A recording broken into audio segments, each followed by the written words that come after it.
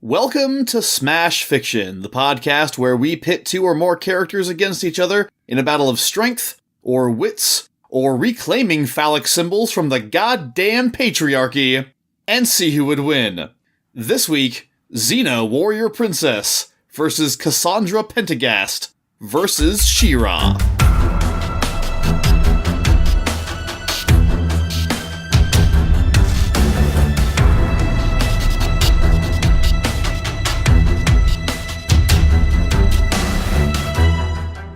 Oh, hey guys, come on in. Welcome, nice to see ya, make yourselves at home. You're a little bit early, but that's fine, I'm just finishing up this show here. I don't suppose any of you are into professional high fantasy TV show character fighting, are you? No kidding, never seen it before, huh? Oh man, it's great. I mean, it's stupid, but it's great. Here, check this out. This right here is the biggest show they put on every year, and you're actually just in time for the main event. Have a seat, this should be awesome. What's that? Oh, explain it. Sure, yeah, okay, that shouldn't be a problem. Okay, so there's these three ladies in this fight, and it's for the championship, so that's a big deal. Especially since the championship isn't a belt, like most championships. In this case, it's actually an awesome sword called Stormbringer. It's pretty great. Sentient, indestructible, possesses weak-minded wielders, and consumes the souls of those it cuts. Yeah, needless to say, if you're a fantasy TV show character, it'll help you get a lot of shit done.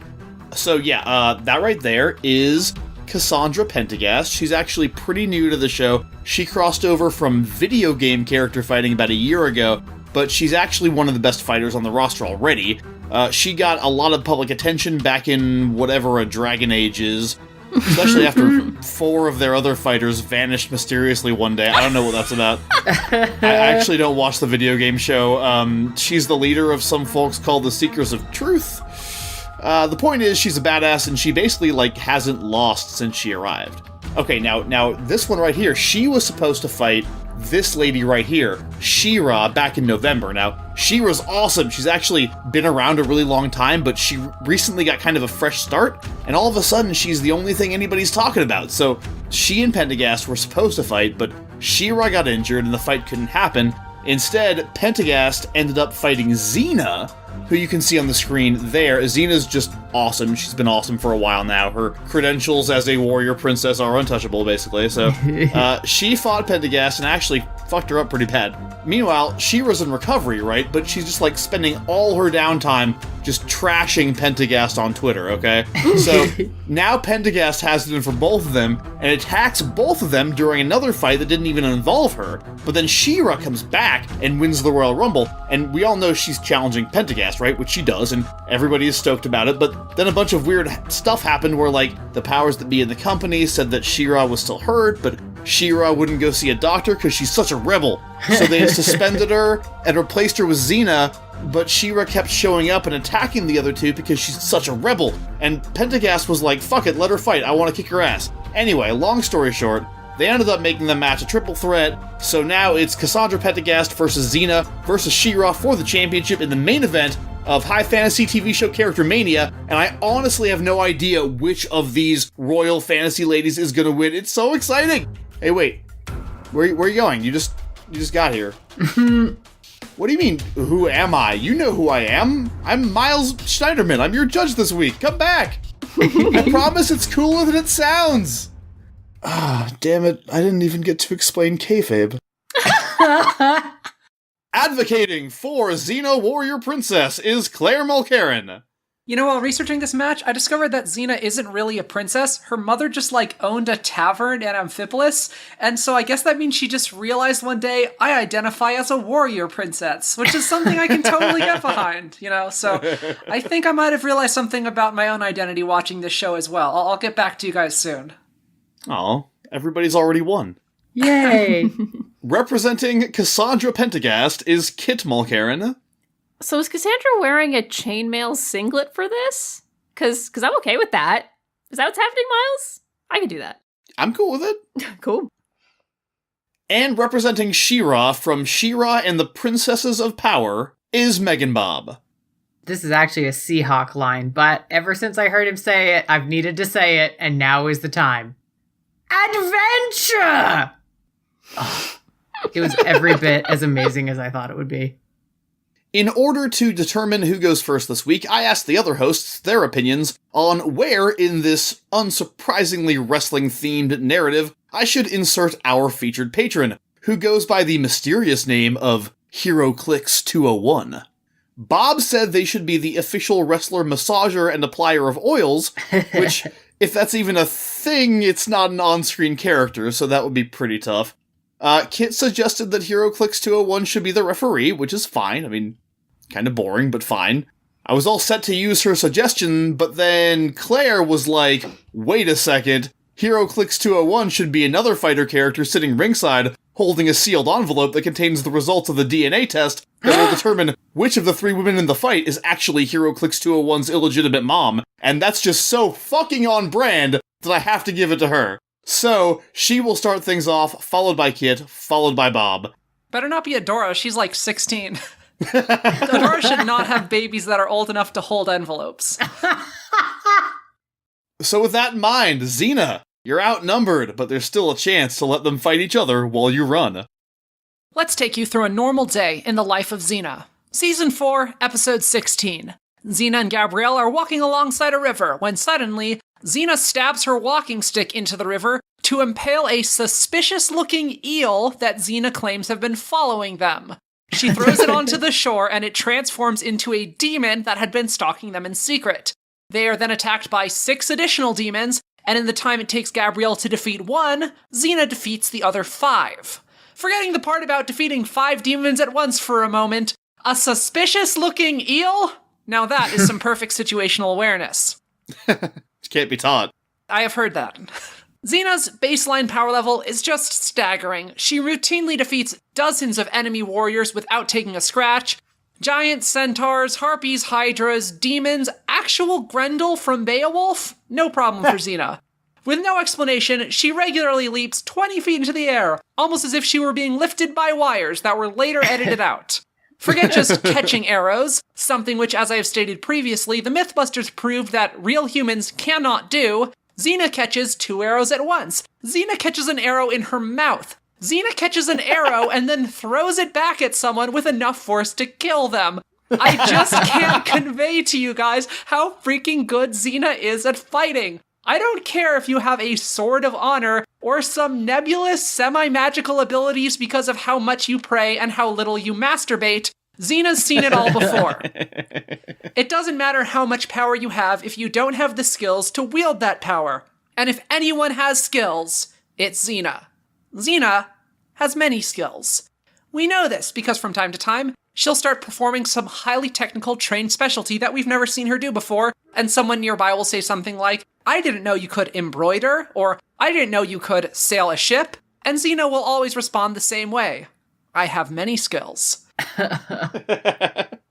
And over the course of the series, Xena has shown that she is indeed a veritable Palladium rulebook full of skills, which include archery, fire eating, knife throwing, singing, fishing, wolf taming, midwifery, escape artistry, lip reading, massage, marriage counseling, climbing, dice manipulation, tai chi, yoga, exorcism, pole vaulting, exotic dancing, making Dan lists, or get your high school diploma. Sorry, what was I doing? But perhaps Xena's most iconic skill is her mastery of pressure points. The way that she usually uses this is by poking someone in the neck with her fingers and then informing them that she has cut off the flow of blood to their brain, and they'll be dead in 30 seconds unless they do exactly as she says. But she can also stop someone from moving, stop their breathing, stop their heart rate, all depends on where she pokes. Also, let's not forget her chakram. Miles was talking about phallic imagery earlier, let's get to some yonic imagery. Yeah, let's do it. This magic ring can slice through not only flesh, but also stone or metal. It can do pretty much whatever Xena wants to such a degree that it makes the physics of Captain America's shield seem plausible. She can regularly hit multiple targets in a single throw or the same target multiple times before it returns to her hands. She does all sorts of weird stuff with it, like pulling down a rampaging Cyclops' pants. There's even a part where she needs to protect a woman from drinking poison on the other side of town. So she throws the chakram, and in addition to eventually making its way to her all across town through a hilarious montage of ricochets, it indeed does break the vial of poison that she was holding, but it also incidentally solves several other problems along the way, such as preventing an old man from wandering out into the road and getting run over by a wagon by knocking off his hat. We've used the term a parody of competence before to describe certain characters, but Xena is one of the few characters whose source material intentionally mines her obscene level of competence as a genuine source of actual comedy in the storytelling. To close, I just want to tell one more story about Xena that tells you everything you need to know. Season 3, Episode 1. Ares, the god of war, and one of Xena's many nemeses, gets the Furies to place a curse on Xena that can only be removed if she can avenge the murder of her father Atreus. In order to get out of this, Xena accuses Ares of being her real biological father, saying that Atreus may have raised her, but she has always suspected that Ares was the one who impregnated her mother. Ares denies this, and so Xena challenges him to a fight, saying that there's clearly no way that an ordinary mortal could defeat Ares, since he's the god of war. So thus, if she can beat him, it proves that she is a demigod. They fight, and Xena wins. We never get official A demi what, Claire? I'm getting there. We never get official confirmation that Xena is Ares' daughter, and when Xena is asked later whether or not she actually thought that this was her father, or if she was just trying to trick the fairies to remove the curse from her, she says it doesn't matter. Most Xena fans think that she is indeed the daughter of Ares, and there's a good amount of evidence to support this throughout the series, and I could try to use this as an argument, but come on, you know me better than that. She might be, she might not be, I don't really care, because as I say, even if you claim that your character is a god, that means nothing. You need to be able to explain what their powers are, what they can do, what they cannot, etc. For those of you who are wondering, yes, I do have a definitive list of Ares' powers. They are vast and numerous. I am happy to share them. But I am not saying... Not right now, Counselor. I'm not saying that being a god or being magical automatically makes you better than someone who is not. Clearly, because in that fight, Xena showed us that being a god is no guarantee that you'll win anything. You might be the god of war, an avatar of the first ones, or the embodiment of the will of Andraste. But Xena does not care. She herself might be a demigod, but she doesn't care. It doesn't matter who you are or where your powers come from. It matters what you can do and what you can't. And none of you can do the things that Xena can. I like how this doubled as Claire's manifesto about using godhood in matches. Very good. I considered, I started writing something like, no, I can't. I gotta stay true to the principles.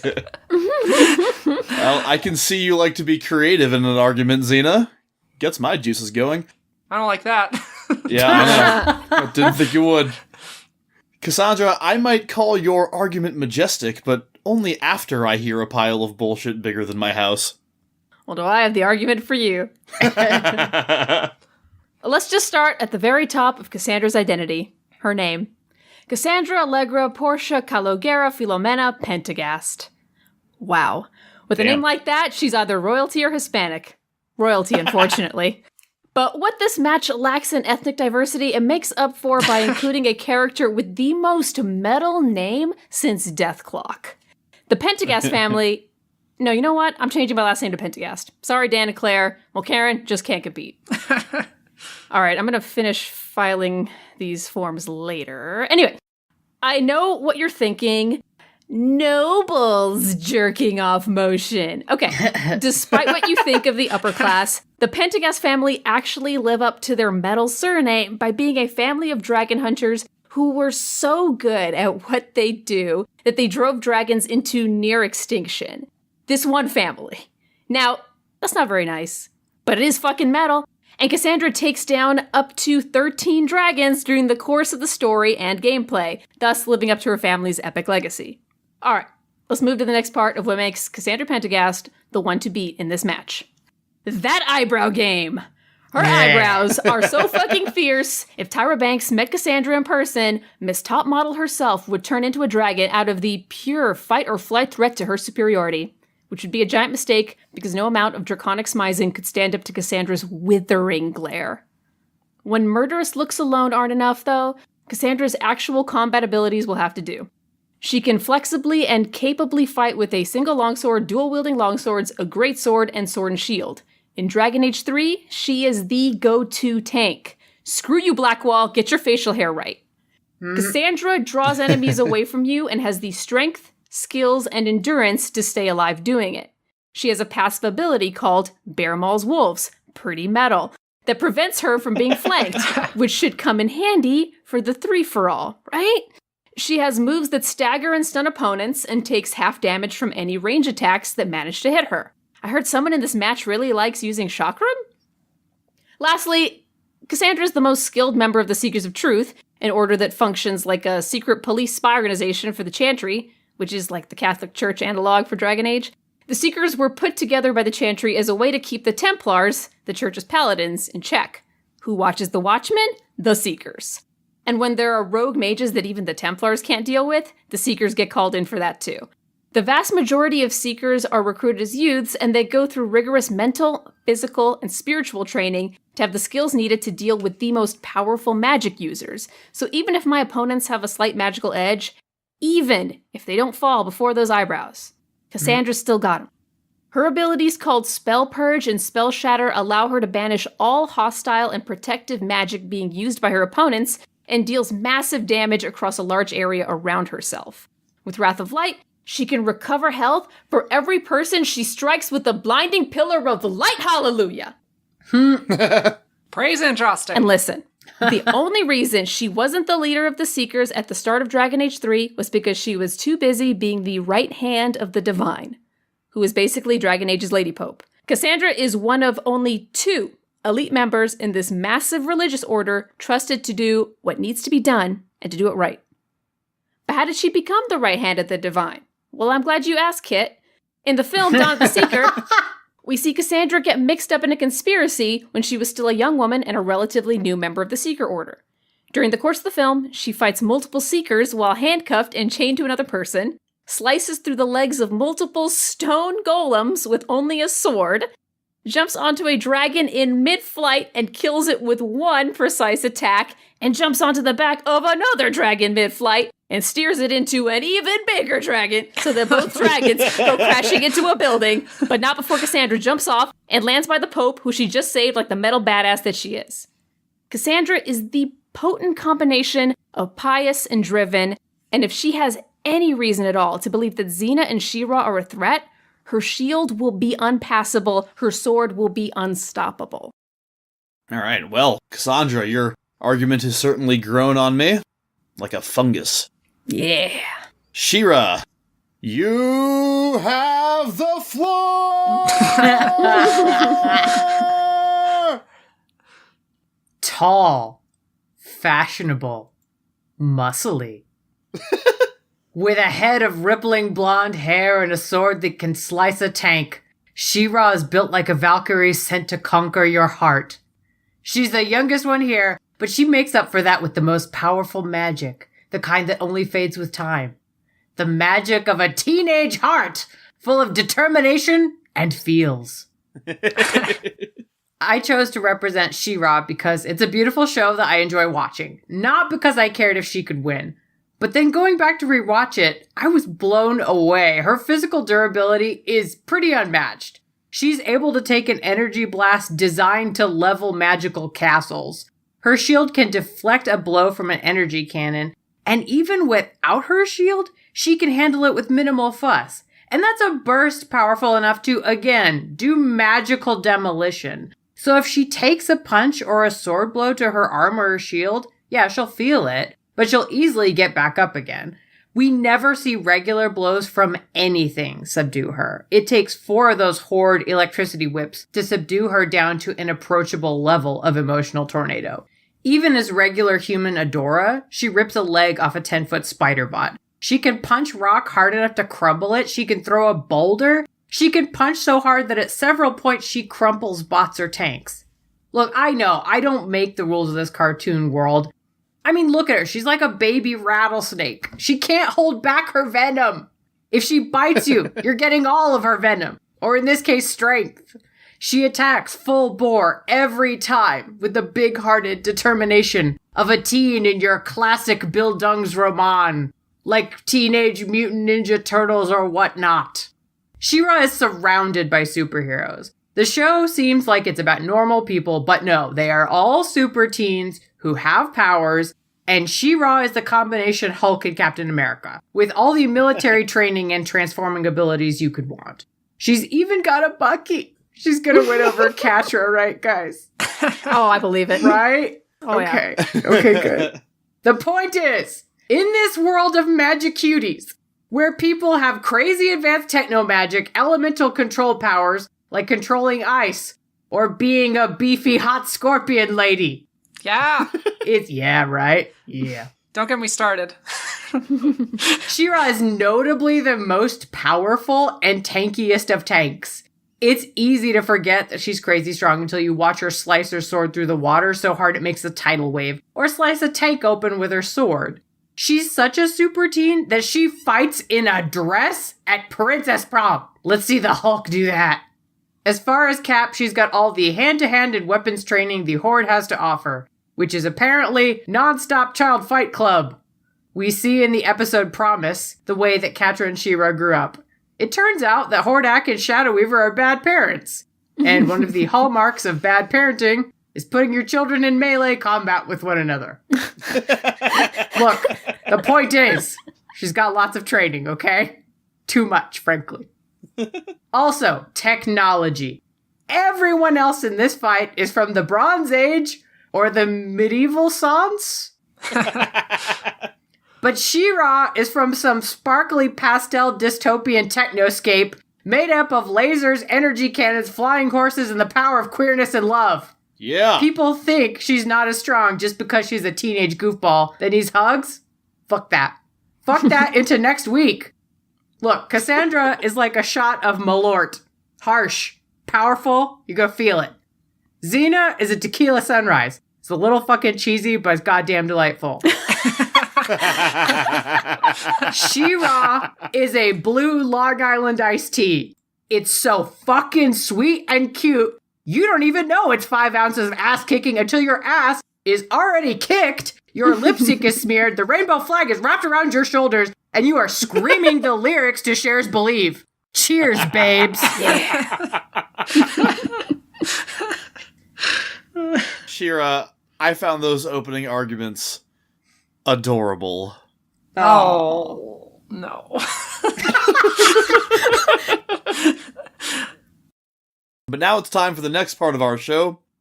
Xena, not even you can stop an entire round of rebuttals. Alright, look, I did not mean that as a challenge. Fine, alright, everybody attack Xena. She wants to beat you up. I wrote a note for myself to remind myself to say this. This note says, Xena, she dies a bit. She does. You are correct. She dies several times. Just to name a particular time she died that I was very fond of was the time whenever she took over Autolycus's body, and so Bruce Campbell had to pretend to be Xena for a bit. It was real good. It's funny, if you look at like a wiki of Xena's character history, one of the earliest things you'll come on as you're going down is Xena's first crucifixion. Wow. And you're like, oh, okay. So, yeah, Xena does die, and then she comes back. So, I mean, that's fine. Would you come back if you got crucified? Like, I don't have an answer for that. That's not what the win condition of this match is, getting crucified and coming back. Oh. We don't know what surprises the lightning round is going to bring. Okay, you're right. You got me. You're talking a lot about the gods, and I never watched the show when I was young. But from my research, correct me if I'm wrong, aren't the gods kind of fucking lame on that show? Especially after Xena gets, like, this specific ability to hurt them? Doesn't that mean if she had to be given a specific ability to hurt them, that, like, the gods, like, the fact they're gods mean nothing? Basically, the chakram that she has throughout the beginning of the series is called the Dark Chakram. She later gets one called the Light Chakram that she reforges the two together, and she gets the chakram of, like, balance, which looks like a yin-yang and can split into two chakrams. So 90s, though, huh? Yeah, it's very 90s. So she does have that, I assume, for going from end of the show. And the light chakram specifically can defeat gods, and that's like a special thing about it. You're correct. But the one time that I was referring to, the duel, she actually was just fighting Ares in a sword fight. And she defeated him that way without using the chakram at all. It wasn't to the death or anything like that, because she wouldn't be able to necessarily like kill him, but her chakram could let her do that if she wanted, and she could still defeat him in terms of skill. Bob, I'm actually calling you in for this question because you watched the show when you were young. Okay. To clarify, to make sure this is correct. And doesn't Ares get beaten up like all the time on that show too? By Xena. All the gods all the time get beaten up by somebody. That's just the kind of show it is. Sound like lame fucking gods. I don't know, man. Sound lame. Okay. Somebody's got, like, Getting beaten up by who? By friggin' Xena and Hercules, because they're great. So one of the things that is the hallmark of Xena battle, it's either hand-to-hand melee, and then sometimes some weird magic or some like kind of shitty 90s magic. Sorry, that made it sound like it was close-up magic. It is not. The dessert of magic. Some sleight of hands. But I'm not sure she's going to be able to deal with the fact that She-Ra's sword is both a melee weapon and also does like energy bursts and stuff.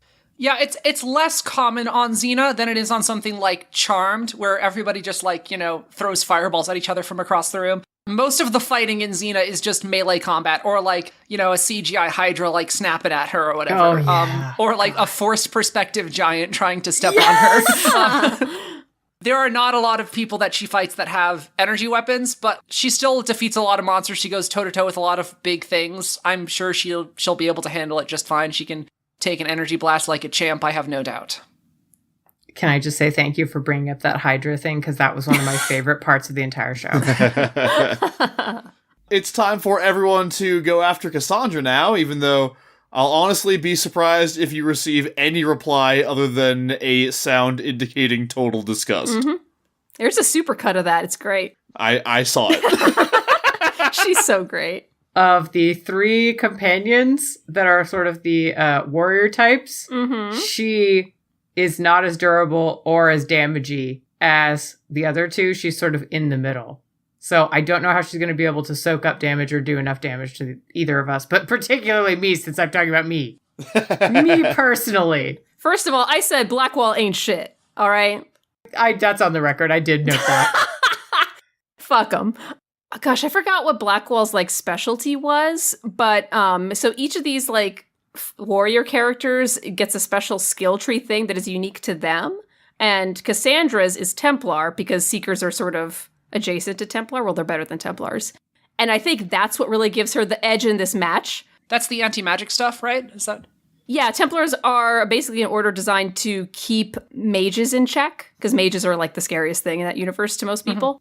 So she has the Templar skill tree, which allows her to deal with magic users. And I think that's a really big edge in this match, because otherwise she would not be able to deal with you guys, I'll admit. And no, she is not the strongest of the warriors, because that is totally Iron Bull. He's this massive Kunari man. But that's totally okay, because with all of her, like, seeker training, all of her, like, family's dragon ass kicking, she is an amazing warrior. And combine that with her Templar abilities, hallelujah. Hallelujah. Obviously, that will work fine against She-Ra, because She-Ra is magical. Xena's, like, maybe the daughter of Ares, maybe not. She, like, can do stuff against demons or against, like, wizards. But apart from that, all of her other abilities are, like, buffing her party members or, like, drawing aggro. Like, those are her powers, but those are not good for this situation because she doesn't have other party members to buff, and drawing aggro's not good in this situation because it means the other 2 characters just fight you. I mean, she draws aggro when she's in a party situation to protect her little squishy babies. She was on her own, like, plenty, or, like, working with other Seekers plenty. She was, like, the leader for a long time until she had to go do this Inquisition shit. She's totally fine as, like, a leader, leading the charge, not necessarily being the one drawing aggro, sometimes just fighting fucking dragons by herself. All right, this is a weird point, but I'm going to fucking make it.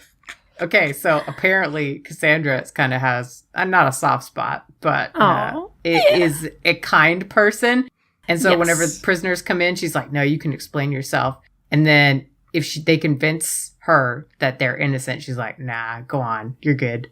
Yeah, she's great. She's like bad cop with just the littlest bit of like good cop, just enough to not like waterboard people, but she might for the right person. Oh, jeez. I feel like she's going to take a look at this 8-foot-tall teen, who's going through some stuff, even though this teen could totally kick her ass, is also going to be like, you know what? Do you need some tough but fair guidance from an adult? I think you're right in that She-Ra is going to last the longest in this. I feel like Cassandra has no qualms about Xena, whatever. She's aggressive. She's going to get cut down. But like, yeah, there's something about a child that's probably going to give her slight pause, but nothing will stand in her way if it's about divine justice. If Cassandra believes that she needs to cut down Adora / She-Ra, she fucking will. Yeah, she fucking will. Eek. Eek. I do definitely think that Cassandra is going to be the biggest threat, because that's the whole thing with her drawing aggro, like I'm saying. If you look at it in the video game sense, there are specific abilities that she uses to draw aggro. It's not like an automatic thing. She has abilities designed to, like, whenever she does things, she gets this barrier of extra HP. So she is very, very well suited to having people's attention if she has it. Either way, she is an amazing fighter, and I can totally see her slicing off Xena's legs when Xena does one of her very many constant flips. She's real good at flips. Total disgust, effectively communicated. Check. You can't even jump in Dragon Age, so don't get me started. Yeah, that's right. All right, She-Ra, defend yourself against the evil forces of these two. That was a really good, like, Hordak or whatever that was. Thank you. All right, I'll go ahead and sort of rebut what you mentioned about Cassandra and Xena. You were talking about, like, how they deal very regular blows, but She-Ra can easily take regular blows. It takes, like, special blows to hit her. It's like, Cassandra does not deal regular blows. She deals the kinds of blows that can fell the most dangerous demons. Like, these are massively powerful supernatural beings that she fights on the regular in Dragon Age 3. I do think that any blows from either of you would shake She-Ra and would probably send her back a few feet. But every time she gets hit by something really powerful, she still keeps going, and it doesn't seem to stop her for more than a few seconds. At the most powerful, it seems to take prolonged exposure to energy attacks before she goes down. Is she only hit by energy attacks, or is she hit by, like, bladed weapons on the skin? Yeah, she is. She's scratched and stuff. Aha, so she does bleed. She does, and she gets punched in the stomach at one point. So yeah, she takes regular blows as well, but those phase her even less. I think that her level of power varies a lot, and it's not just like she's getting better over time. It's like kind of a weird sine wave. I think it might be tied to probably her confidence or her, like, emotional state or stuff like that. Because sometimes she can sort of go into the full-on Avatar state equivalent and just kick ass, but other times she gets her butt kicked, even when she's in her She-Ra form, gets, like, knocked out of it and stuff. We might not get the best version of She-Ra today. It's kind of a roll of the dice. I think that's a totally fair thing to say, especially in light of the show. But I think the thing that to me clinches it for this is that, and this is kind of the nature of the narrative as well for She-Ra, is that every time she sort of falters, it has to do with Catra because Bucky feelings. Yeah. Without Catra around, I don't see that being the same kind of issue. I could see maybe some confidence shaking, but not in the way that Catra is able to do, and I don't think it would ever be as intense. One other thing I want to say is that even when she's at her most powerful, it usually just ends up being kind of pure raw strength and durability. You know, you said she can, like, cut through a tank or whatever, or slice and then make a wave or whatever.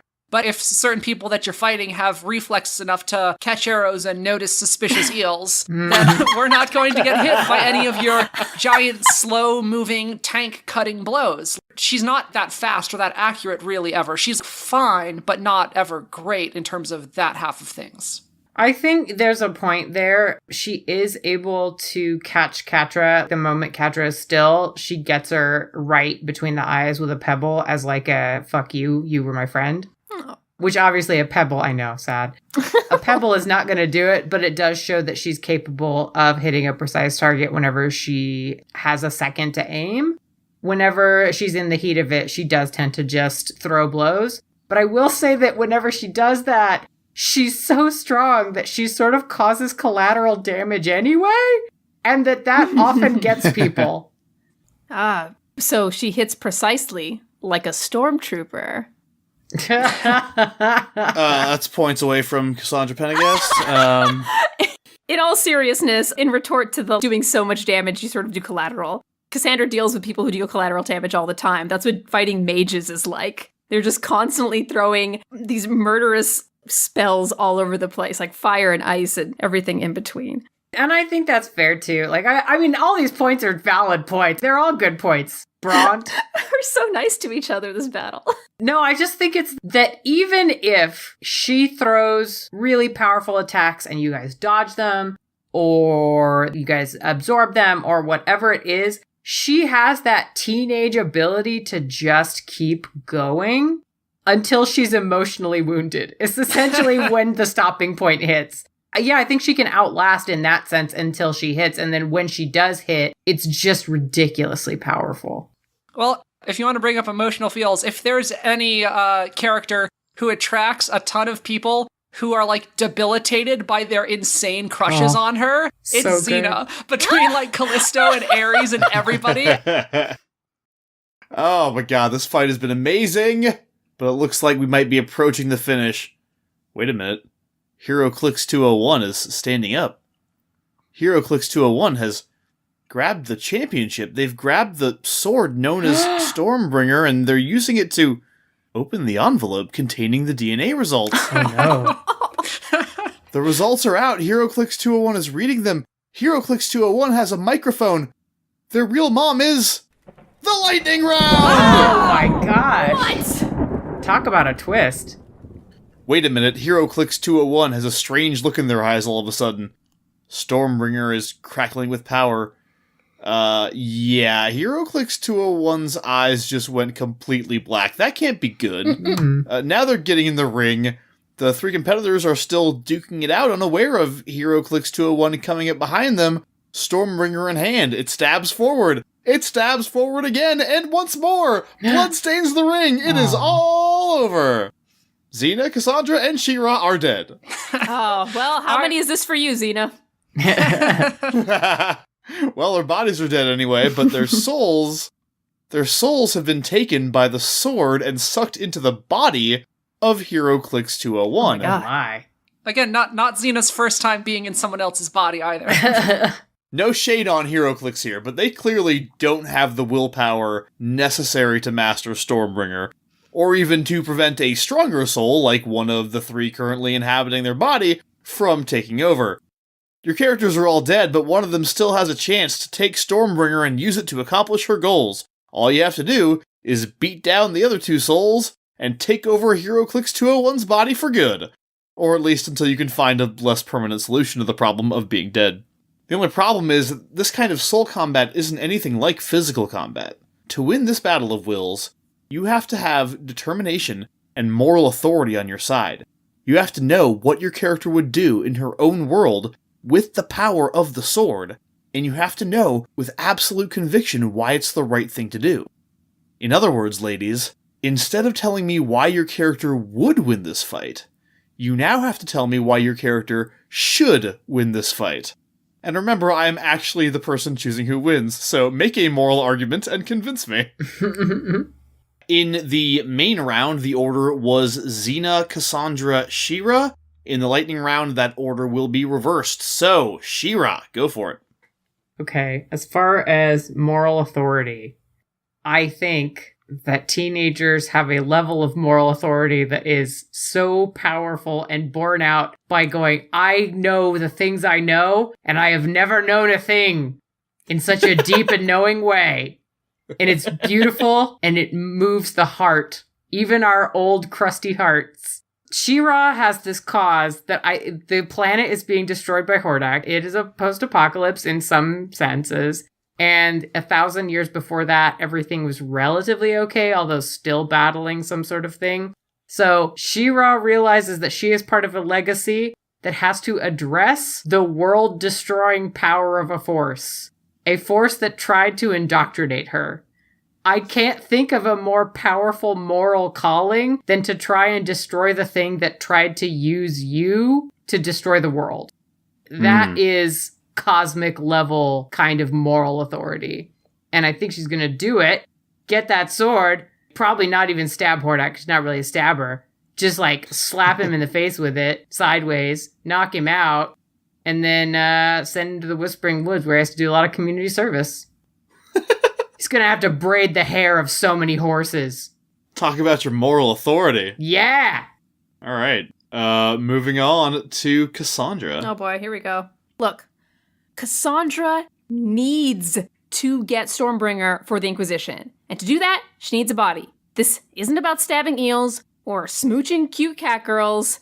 The world of Thetis needs to defeat Corypheus. That dude is dead set on becoming God and will murder anyone and everyone to do it. He don't care. That's not the kind of person who should become God. Call me crazy. This dude has massive armies of mages, demons, and dragons. Some real Mordor shit here. And here's the thing. Cassandra's a super hard ass, but she's a good person. She doesn't trust mages because she had a real bad experience with them when she was little, but she still wants them to have a better life. She doesn't want them to be oppressed by the Chantry and the Templars. She's going to get those Templars in check. She's going to get the Secret Order right. She's going to make sure mages are good. And honestly, if her world's all good, if she could somehow help She-Ra get her world situation right, she would do that next. Oh. Cassandra is such a good person and so driven and enough of a hard ass to do the things that need to be done. I like the flex over to I will even help one of my opponents in this match. That's some moral authority right there. All right. Xena, take it home. I think that, Xena's going to be using Stormbringer for a little while, and it's fine. I mean, she uses a sword as her thing too, but, it could be better. So I think she's going to do what she did last time she found a magic weapon when she found the light chakram, and she's actually going to melt Stormbringer down and, add it to her thing. So it looks like a little, a 3-part, yin-yang. After she's done melting it down, it's to a new weapon, which she calls Stormringer. Oh, yeah! Claire, puns are the opposite of morality. So, it's going to combine the abilities of the Light Chakram, which can hurt gods, with the ability of Stormbringer, which can absorb souls. So it can now kill and absorb gods into it. She's going to use that basically because, as we've seen in Xena throughout it, she's present at a ton of different historical events, by the way, that are centuries apart and, in a weird order. It makes no sense if you actually track it. She's present when David is fighting Goliath and also at the birth of Jesus, and she meets, Julius Caesar and, a whole bunch of weird stuff. It's all over the place. So she's already been present at a lot of key historical moments, and it's sort of implied that Xena made it happen, in all of these things. She also meets Santa Claus. It's a whole thing. We're not getting into it.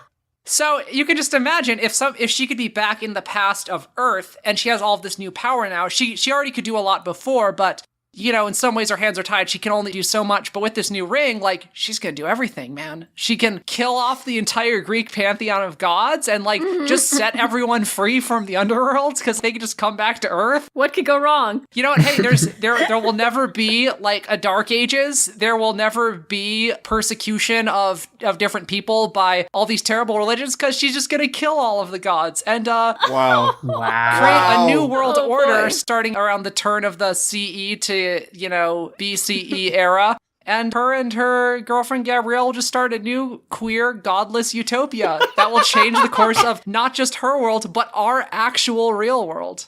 Oh my god. Wow. I don't know how moral it is, but I want it.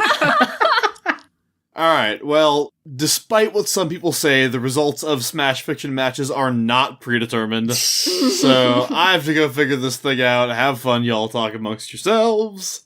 So, Claire, yes. I was astonished to learn that you are new to Xena. Did you not watch it growing up?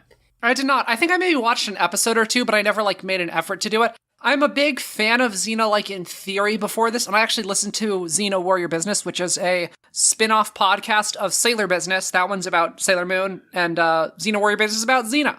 Yeah, so I'm familiar with a lot of it just through hearing two people describe episodes, and it sounds great. But this is my first time actually watching a good amount of it in preparation for this match, and it was really fun. I really like the show. Yeah, it sounds hilarious, but I also read that it gets too dark as it goes on.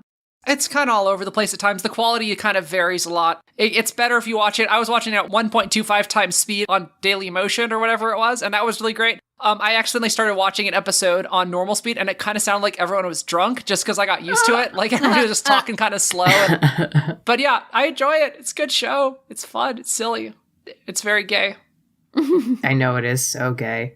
When I was trying to research She-Ra, I like go on YouTube sometimes to see if I can find people's opinions that way. Oh my God, I was getting so frustrated because there's so many men making videos about why they don't like the new She-Ra. And Really? it's for all the reasons that you can think that a man wouldn't. Yeah. Ugh. Just throwing around the acronym SJW in a bad way. Yeah. Oh my. Complaining about how, the women don't all look like they have the same Barbie figure anymore. Yeah. I don't get those argument points at all. I'm like, They're not you're good right. arguments. It's like, so you're complaining about inclusivity? Fuck you. Yeah, you're concerned that appealing to your boner was not their number one priority. Also, you're like very narrow racist boner. Yeah. Have a more flexible boner. Yeah, your boner needs to get woke. Have a woke boner.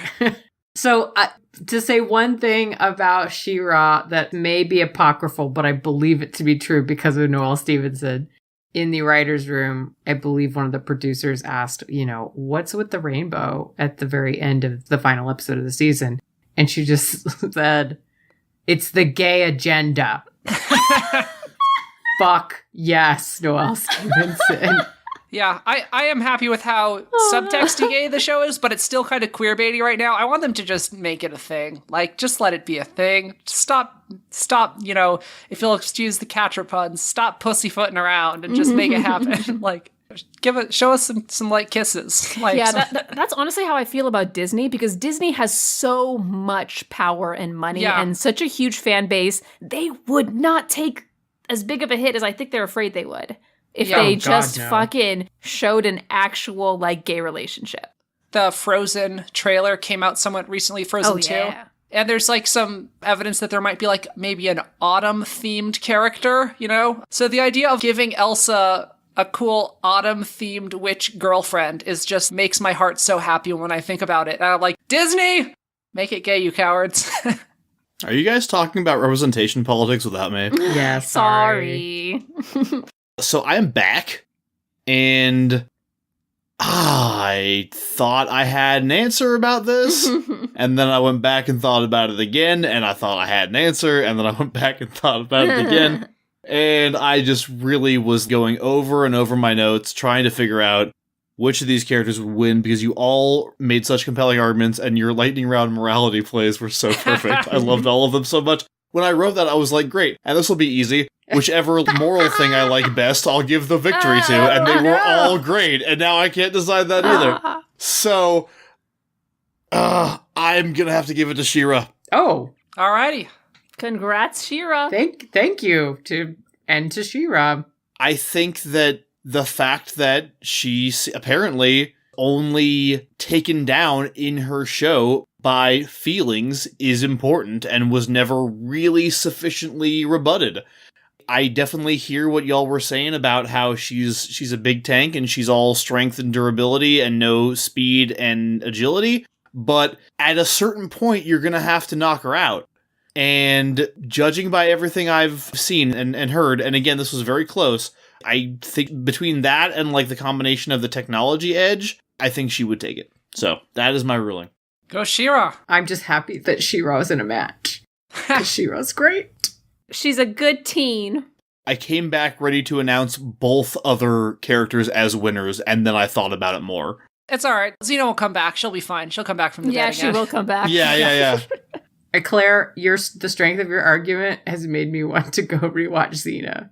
Xena's very good, guys. I don't know if you're aware. It looks really fun. Yeah. Xena fucking rules, and it's funny. It is, yeah. Yeah. I was surprised when I was reading some of the like dialogue. I was like, oh. Kit, you have made me care more about Dragon Age than I cared about it before, which is to say, some, because I heard it's full of feels. Oh my gosh. Like, I know you're not super into video games, but you gotta like watch Neil play it the next time he plays it. I think you'll really enjoy it. I'm gonna start a campaign of harassing Neil. I recommend the Dwarf Noble background if you play Dragon Age 1. It's the best. I'm just saying. Time for the catcher thanks. Yeah.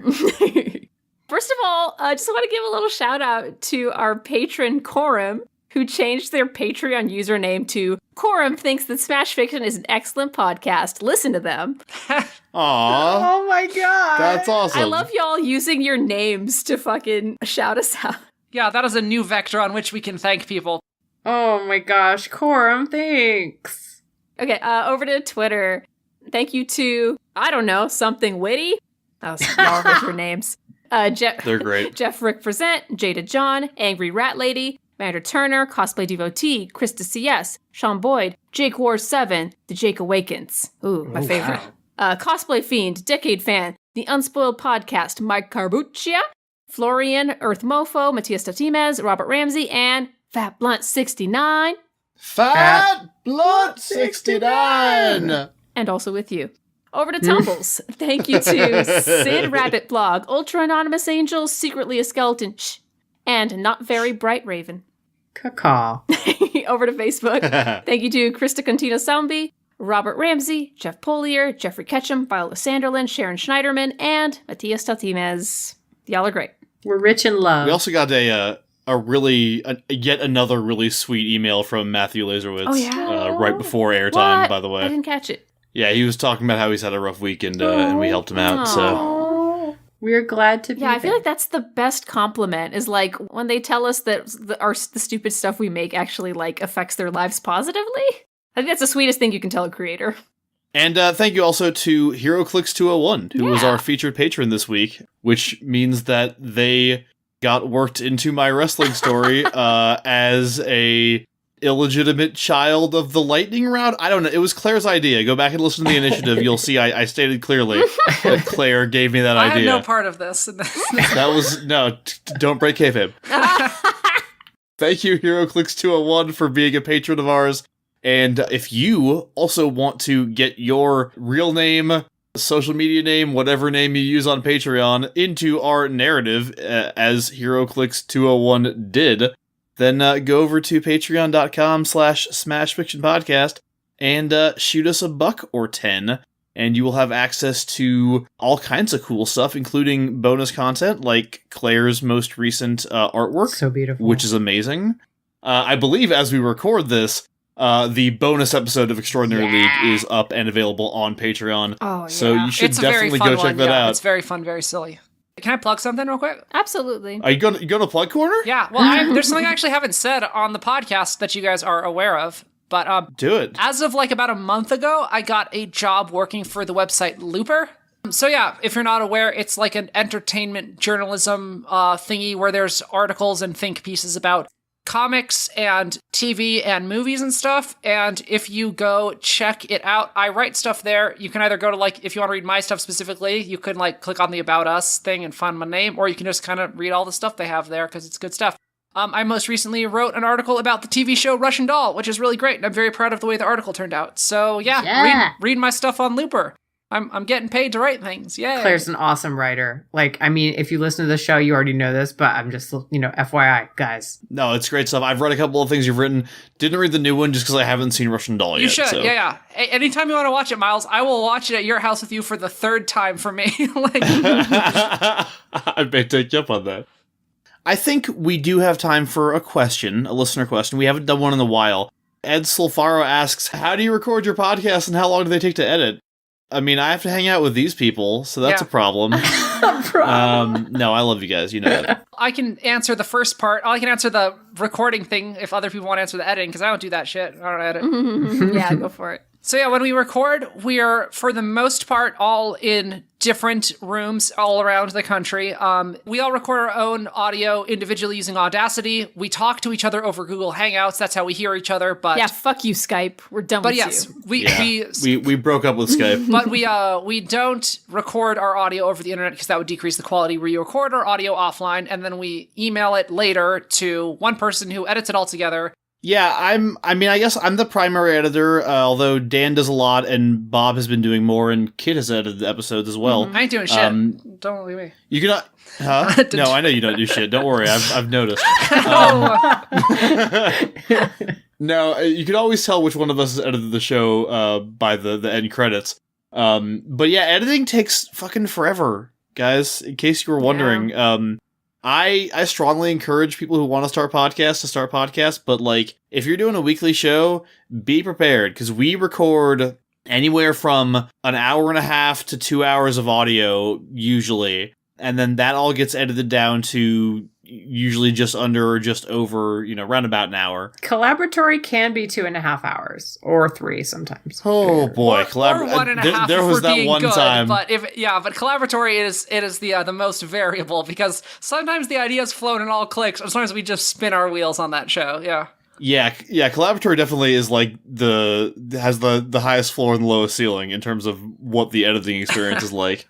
But yeah, it takes, I would say, like, an average episode takes like 8 hours to edit, something like that. I don't know, Bob and Kid, if you feel the same way. I'm still a baby editor, so for me it takes probably closer to 12 or 14. Yeah, there was one episode of Collaboratory that took me 24 hours to edit. I believe that. I remember which episode that was, and I'm still sorry about that. It's fine. But yeah, it's funny though, because like I feel like the first episode only took me like 3 hours. It was a short episode, man. It was a short episode, and we've gotten better at what we do since then. And I have gotten better as an editor and more particular and more perfectionistic. And speaking on Dan's behalf, you better believe that boy's fucking perfectionistic. Yeah. So. Yeah, I'm sure it takes him a while to do that as well. And in his case, he's also doing like League effects and doing all kinds of creative shit, which is why one of the reasons why we only do League once a month. Yeah.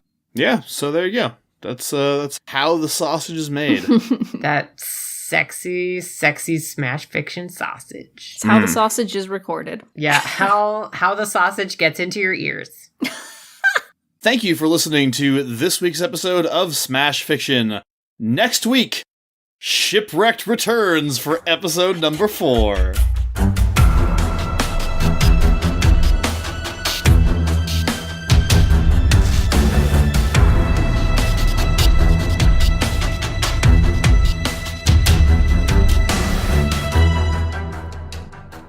Smash Fiction is produced by Megan Bob, with logo design by Claire Mulcairn. Special thanks to Kevin MacLeod of the Clan MacLeod at Incompetech.com for our theme song, Hitman. You can find us on Twitter at SmashFic Podcast and search for the Smash Fiction Podcast on Facebook, Tumblr, and YouTube. Subscribe on Apple Podcasts or your podcatcher of choice, and if you leave us a good review, we shall become more powerful than you can possibly imagine. Smash Fiction is made possible thanks to our supporters on Patreon at patreon.com/smashfictionpodcast. Please consider donating as little as $1 each month. It helps us keep the show going. And we have great rewards and extra content for those who help us out. If you have any suggestions, feedback, or other contributions, send them to us at smashfictionpodcast@gmail.com and help us continue the fight.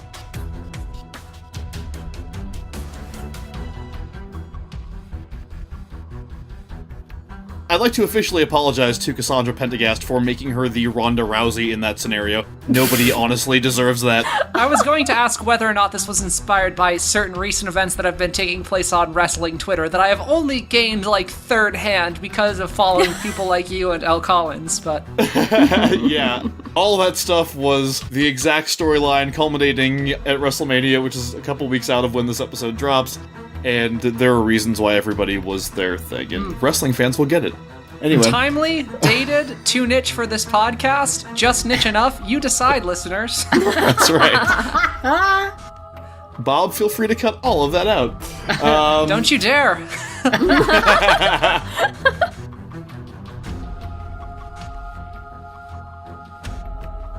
Okay, final point. What you didn't see in that eel episode is all the innocent eels she murdered before the demon eel. So don't fucking act like she's so clever. She's just stabbing eels, and when she finds the right one, she's she eel pretends racist. Gabrielle's crying. Why won't you stop? They were eating a lot of fish on that trip. Oh wait, that's an innuendo joke I did not intend to make. Hey, that's always what's for dinner on Xena. No comment. Wow. Yeah, Claire, go ahead. No, but I'm yeah. not sure you can top what just happened. I'll say basically, no comment. I will confirm that Xena is both indeed eel racist and does enjoy the taste of fish. Oh god. Okay, so challenge accepted. Remind me to keep my mouth shut.